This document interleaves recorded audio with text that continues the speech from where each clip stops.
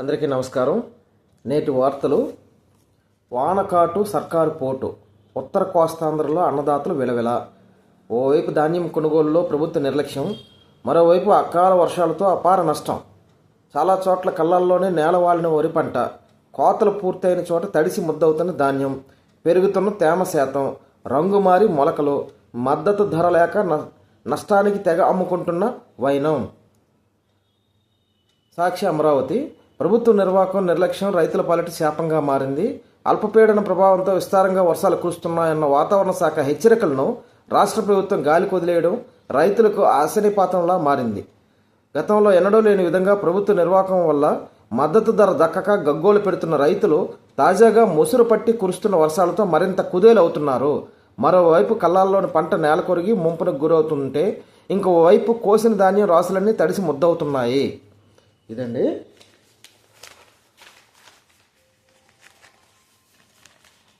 రైతులను సకాలంలో ఆదుకోవాలి.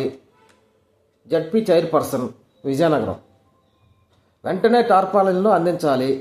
స్థాయి సంఘ సమావేశంలో పలు అంశాలపైన విజయనగరం జడ్పీ చైర్పర్సన్ శ్రీనివాసరావు గారు మాట్లాడారు. వర్షాలతో నష్టపోయిన రైతులను ప్రభుత్వం సకాలంలో ఆదుకోవాలని, తడిచిన ధాన్యాన్ని ఆరబెట్టేందుకు అవసరమైన టార్పాలిన్లను వెంటనే అందించాలని ఉమ్మడి జిల్లాల వ్యవసాయాధికారులను జిల్లా పరిషత్ చైర్మన్ మజ్జి శ్రీనివాసరావు గారు కోరారు. ఈ సమావేశంలో మాట్లాడుతూ తడిసిన ధాన్యం ఆరబెట్టేందుకు ఎన్ని టార్పాలిన్లు సరఫరా చేశారు అని వ్యవసాయ శాఖ అధికారులను ప్రశ్నించారు. విజయనగరం జిల్లాలో ఇప్పటివరకు 1400 టార్పాలిన్లు సరఫరా చేశామని, ఇంకా 1600 టార్పాలిన్లు పంపిణీ చేయాల్సి ఉందని జిల్లా వ్యవసాయ అధికారి విటి రామారావు గారు చెప్పారు. మన్యం జిల్లాలో ఇప్పటివరకు 1570 టార్పాలిన్లు సరఫరా చేసినట్లు వ్యవసాయ అధికారి చెప్పారు. అదండి.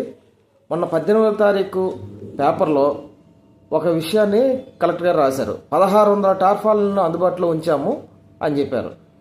అది 23వ తారీఖు వచ్చేటప్పటికి 800 టార్పాలిన్లు మాత్రమే సప్లై చేసామని రాశారు పేపర్లో.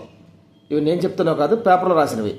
ఇప్పుడు ఈరోజు పేపర్లో 1400 టార్పాలిన్లు సప్లై చేశామని, ఇంకొక మరొక 1600 టార్పాలిన్లను సప్లై చేస్తామని చెప్పేసి రాసుకొచ్చారు. అంటే ఈ లెక్కలు ఏ రకమైన లెక్కలో ప్రజలే ఆలోచించాలి.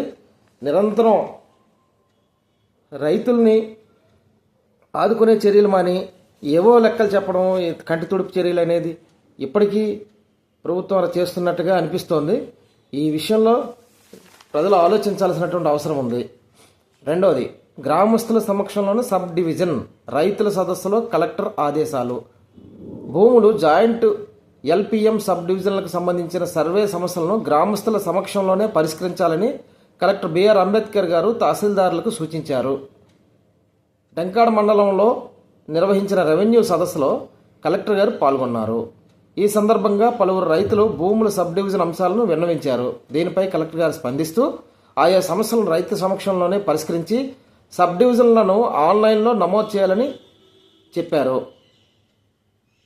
వినతుల పరిష్కారంపై దృష్టి పెట్టాలి. రెవెన్యూ సదస్సుల్లో వినతులను స్వీకరించడమే కాకుండా వాటికి నాణ్యతతో కూడిన పరిష్కారం చూపించాలని కలెక్టర్ బిఆర్ అంబేద్కర్ గారు రెవెన్యూ అధికారులను ఆదేశించారు. అదండి.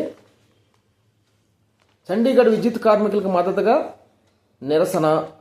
విద్యుత్ డిస్కంలను ప్రభుత్వ రంగంలో కొనసాగించాలని చండీగఢ్ విద్యుత్ కార్మికులు ఉద్యోగులు చేస్తున్న పోరాటానికి మద్దతుగా సిఐటి ఆధ్వర్యాన మంగళవారం స్థానిక ఆర్టీసీ కాంప్లెక్స్ వద్ద నిరసన చేపట్టారు.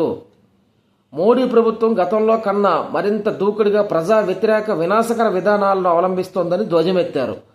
విద్యుత్ రంగంపై బీజేపీ ప్రభుత్వం చేస్తున్న దాడే ఇందుకు తార్కాణమని అన్నారు. చండీగఢ్, ఉత్తరప్రదేశ్, తెలంగాణ రాష్ట్రాల్లో డిస్కంలను ప్రైవేటీకరించే ప్రయత్నాలు మొదలయ్యాయన్నారు. దాదాపు అన్ని రాష్ట్రాల్లో స్మార్ట్ మీటర్లు నెలకొల్పడం ద్వారా ప్రైవేటీకరించే ప్రయత్నాలు ఊపందుకున్నాయని ఆందోళన వ్యక్తం చేశారు. వీటన్నిటిని ప్రజా పోరాటాల ద్వారానే ఎదుర్కోవాలి తప్ప మామూలుగా ఎదుర్కోవాలని చెప్పి సూచించారు. అదొకటండి. అమిత్ షాపై చర్యలు తీసుకోవాలి. నిరసన. బిఆర్ అంబేద్కర్పై అనుచిత వ్యాఖ్యలు చేసిన కేంద్ర మంత్రి అమిత్ షాపై చర్యలు తీసుకోవాలని బీఎస్పీ ఆధ్వర్యాన నగరంలోని అంబేద్కర్ జంక్షన్లో మంగళవారం నిరసన చేపట్టారు. అంబేద్కర్ విగ్రహానికి పూలమాల వేసి నివాళులర్పించారు. అనంతరం విగ్రహానికి వెనుక అందించారు. ఈ సందర్భంగా రాష్ట్ర కార్యదర్శి మాట్లాడుతూ దేశభక్తికి దైవభక్తికి తేడా తెలియని అమిత్ షా లాంటి వ్యక్తి కేంద్ర హోంమంత్రిగా అనర్హులని మంత్రి పదవికి వెంటనే రాజీనామా చేయాలని లేదా తొలగించాలని కేంద్రాన్ని డిమాండ్ చేశారు. రెండవది, హక్కులను తెలుసుకోవాలి. Joint collector Sethu Madhavan. ఘనంగా జాతీయ వినియోగదారుల దినోత్సవం. ప్రస్తుతం ప్రపంచాన్ని శాసిస్తున్నది వినియోగదారుడేనని జాయింట్ కలెక్టర్ సేతు మాధవన్ అన్నారు. వినియోగదారులంతా తమ హక్కులను తెలుసుకోవాలని సూచించారు. జిల్లా పౌర సరఫరాల శాఖ ఆధ్వర్యంలో జాతీయ వినియోగదారుల దినోత్సవ వేడుకలు కలెక్టరేట్ ఆడిటోరియంలో మంగళవారం ఘనంగా నిర్వహించారు. ఈ సందర్భంగా జేసీ గారు మాట్లాడుతూ, కొనుగోలు చేసే వస్తు సేవలకు పూర్తి సంతృప్తి చెందాల్సింది వినియోగదారుడే అన్నారు. అలా సంతృప్తి చెందకపోతే న్యాయస్థానాన్ని ఆశ్రయించి న్యాయం పొందే హక్కు ఉందని తెలియజేశారు. 1492 ఇళ్ల నిర్మాణాలు పూర్తి కావాలి. కలెక్టర్ అంబేద్కర్ గారు. రాష్ట్ర వ్యాప్తంగా వచ్చే జనవరి మొదటి వారంలో 1,00,000 ఇళ్లలో సామూహిక గృహ ప్రవేశాలు చేయాలని ప్రభుత్వం లక్ష్యంగా నిర్ణయించిందని కలెక్టర్ గారు అన్నారు. అందులో జిల్లాలో నెలాఖరికి 4,816 ఇళ్ల నిర్మాణాన్ని పూర్తి చేయాలని లక్ష్యంగా నిర్దేశించినట్లు చెప్పారు. ఇప్పటికే 3,324 ఇళ్ల నిర్మాణాన్ని పూర్తి చేశామని, మిగిలిన 1492 గృహాలను వారం రోజుల్లోగా పూర్తి చేయాలని గృహ నిర్మాణ సంస్థ అధికారులను ఆదేశించారు.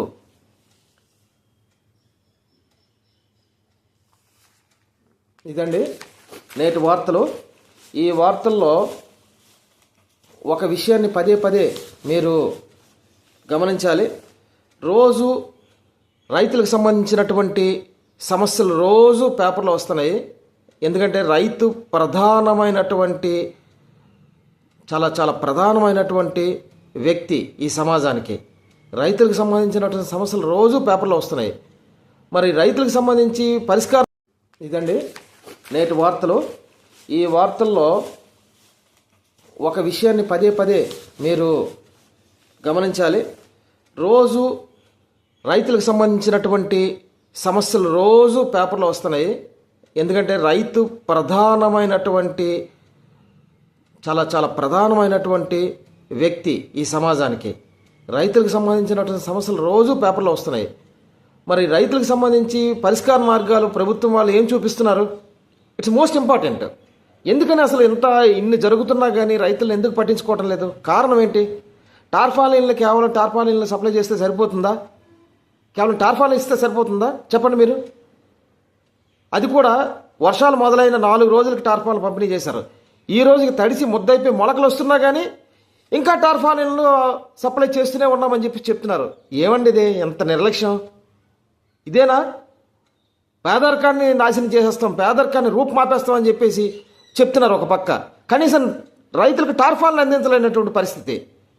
ఇంకా ఉట్టికి ఆగలేనమ్మా ఆకాశానికి ఎరింది అంటారు కదా, ఆ తరహాలో ఉంది ప్రభుత్వం తీరు. ఒక్కసారి ఆలోచించాల్సినటువంటి అవసరం ఉందండి మనం అందరం ఉన్నాం. Thank you.